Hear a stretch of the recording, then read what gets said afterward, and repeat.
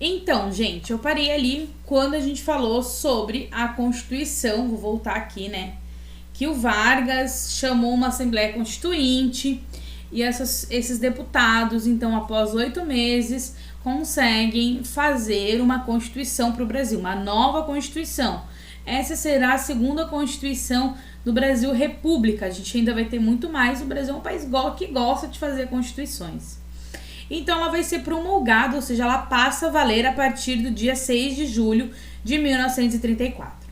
Então vamos falar da Constituição de 1934. Ela vai ser a segunda Constituição republicana, tá? Ela vai preservar o sistema federativo e o presidencialismo, e ela vai acabar com o cargo de vice-presidente. Mas, professor, o que é o sistema federativo?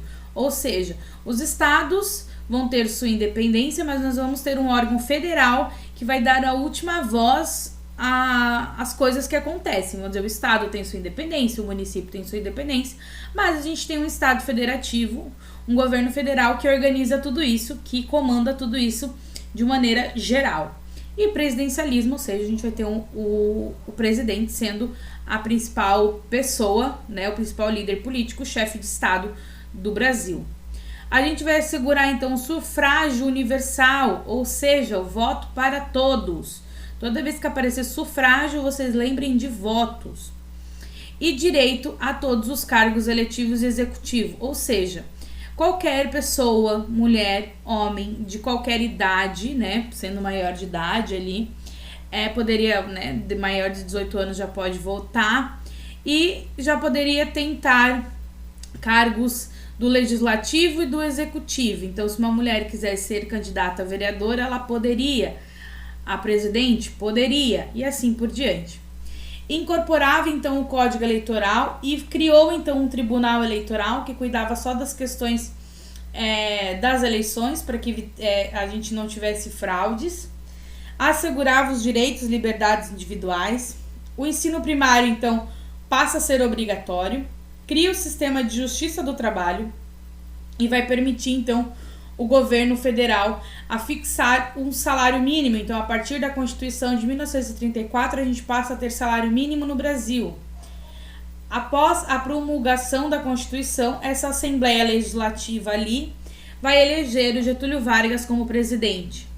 E dessa forma, a gente tem o fim do governo provisório e a gente passa a iniciar o chamado governo constitucional. Afinal, agora o Getúlio Vargas, apesar de tudo, ele tinha sido eleito indiretamente, mas tinha sido eleito, a Constituição dizia que ele podia ter sido eleito dessa forma, e ele era um presidente, então, eleito de maneira legítima, e ele vai contar, então, com o apoio de militares, a grande maioria dos parlamentares, afinal, ele foi eleito, e do povo. Tá? Mas a gente não pode esquecer que durante 30, 38, a gente vai ter a ascensão do nazismo e do fascismo. Lembra que a gente viu isso antes da Segunda Guerra Mundial? Então, o Brasil também vai ter essas influências. E essas movimentações vão acontecer dentro do território brasileiro. Então, a gente vai ter a formação de dois grupos opostos, tá? De correntes ideológicas, o integralismo e socialismo. Então, o integralismo, que é a chamada Ação Integralista Brasileira, ou AIB, AIB, né? Ela vai ser uma organização de extrema direita que vai ser inspirada no fascismo italiano, tá? Ela é fundada em 1932 em São Paulo e vai ter a liderança então do Plínio Salgado, que é esse carinha aqui. Ele era um ultraconservador que admirava Mussolini e Hitler. Então a gente tem com a ação integralista vários problemas, ok? A AIB, né, que é a ação integralista, vai criticar a democracia liberal. Eles acreditavam que precisava ter um líder centralizador que cuidasse de tudo, como é o caso de Hitler, que fazia naquele período. Defendia a implantação de um Estado totalitário e ultranacionalista, ou seja, o Brasil acima de tudo e de todos. Eram radicalmente contrários aos comunistas, tá? Então havia conflitos entre eles. E eles tinham como lema Deus, Pátria e Família. Se vocês nas eleições de 2018 procurarem, a gente vai ter um lema muito parecido do nosso então presidente eleito, né, que é Deus acima de tudo, família acima de tudo, Deus acima de todos, que traz muito essa ideia da ação integralista. Do outro lado, a gente vai ter a Aliança Nacional Libertadora. Então, aqui um pôster, tá? Eu não falei, esse daqui é o símbolo, então, do integralismo, tá?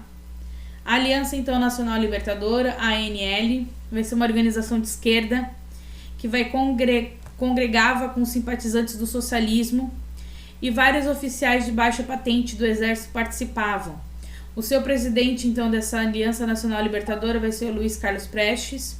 Aqui um pôster, né, que falava pela liberdade, a Aliança Nacional Libertadora convida o povo a comemorar o 13 de maio, comício monstro no estado, babá, né, chamando todo mundo para participar.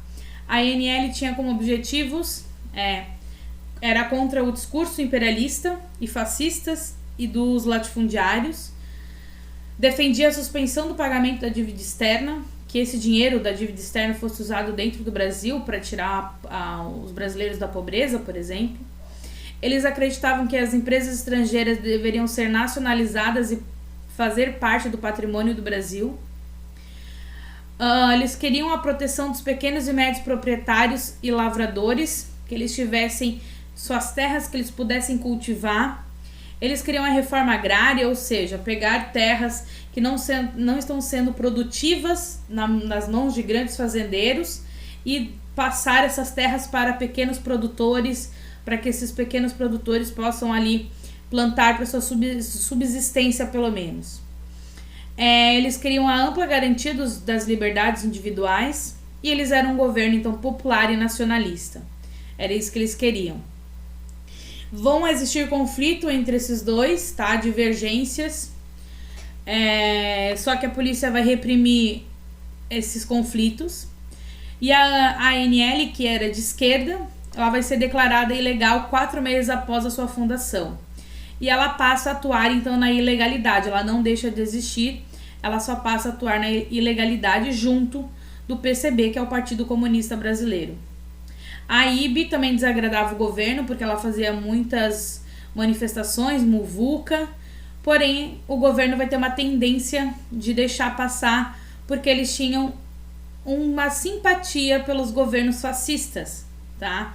Então a IB, né, aí ela continuou existindo por algum período.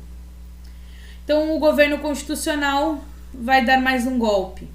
A ANL vai chegar a contar com mais ou menos 80 mil filiados, isso é um número muito grande. Esse número, então, vai deixar em alarme os setores conservadores do Brasil.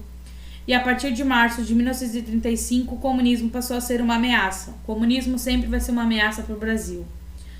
Em 1935, a ANL vai liderar algumas revoltas contra o governo em várias partes do país, Rio de Janeiro, Recife, Natal. O objetivo era tomar o poder e implantar o comunismo no Brasil, era isso que eles acreditavam.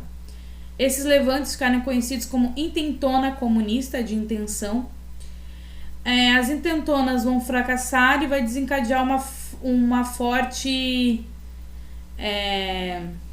conspiração do Vargas por um golpe de Estado. Aqui, então, um jornal, né, Carlos Prestes, à frente da insurreição armada no Rio. E depois eu continuo para vocês.